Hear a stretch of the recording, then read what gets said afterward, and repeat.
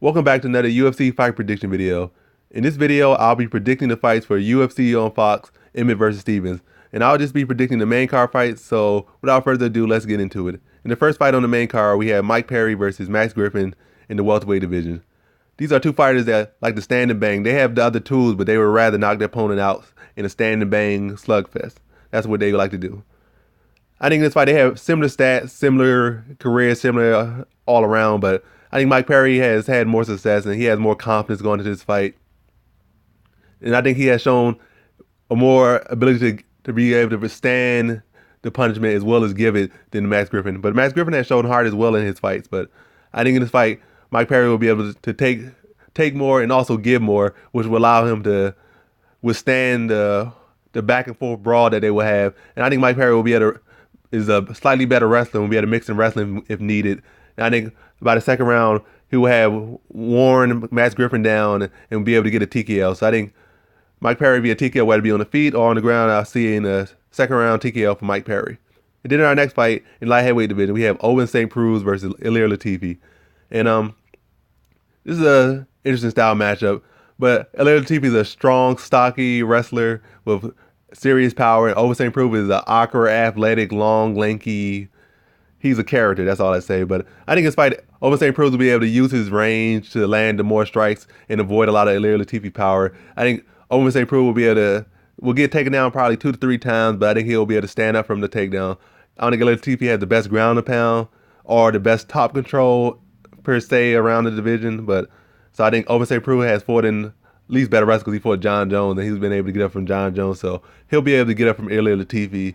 And I say he'll be able to get up from takedowns and use his range to land more strikes.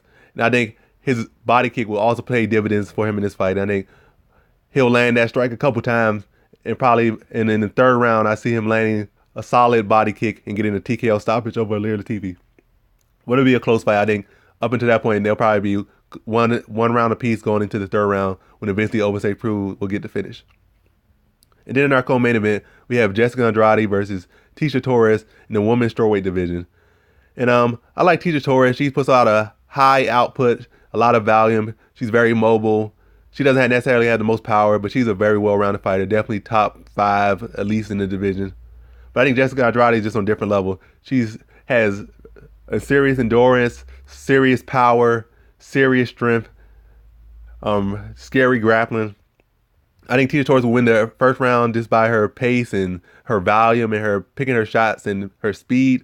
But I think Jessica Andrade will eventually keep hunting her down, cornering her, landing body shots and head shots that will cause Tecia Torres to wilt. And when Tecia Torres begins to wilt, probably by the mid part of the second round, she will start getting cornered more often than she was in the first round. And then the takedowns will come, or the onslaught will come, and Andrade will pick up her volume, and Tecia Torres will quickly, I would say, fade once the volume starts getting put on her and the power starts getting put on her. And I predict by the third round, Tecia Torres will already have faded, and Jessica Andrade will finish her in the second round via TKO. She'll catch her, mix up body to the head, and drop Tecia Torres and finish it on the ground with some TKO shots. So Jessica Andrade via third round TKO. And then in our main event, we have Josh Emmett versus Jeremy Stephens. And I like Josh Emmett. He's a very technical fighter in ways. He likes to use a lot of mobility. He has decent wrestling. He has a good bit of power in his hands. Not the most power in his hand, but a good respectable amount of power in his hand. And he can mix his shots in well as he moves and angles. But I think Jeremy Stephens is in the best point in his career. He's looking the best he's ever looked. And I think some of the new tools he's been employing and some of the new wrinkles and confidence and IQ he's been employing in this fight will help him, serve him greatly in this fight.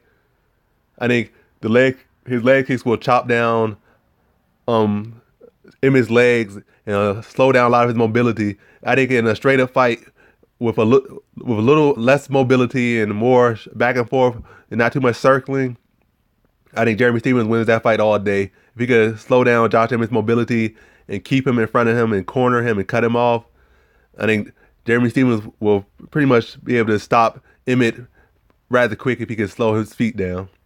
Slow his movement down. And I think Josh Emmett has good wrestling, but I don't think it's enough to necessarily halt Jeremy Stephens or hold him down. I think Jeremy Stephens, if he just stays calm and composed, he'll be able to get up from his takedowns and not spend too much time on his back, maybe 10 seconds at the maximum.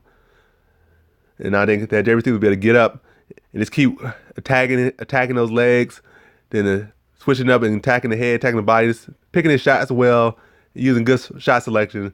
And then once Emmett is less mobile, he'll be able to land his big shots when needed and not necessarily have to swing wildly like he had to do in the past in some fights, and just have Josh Emmett right where he wants him and fight smart. And once he starts landing those shots, I think Josh Emmett's going to feel them instantly and start to get weathered.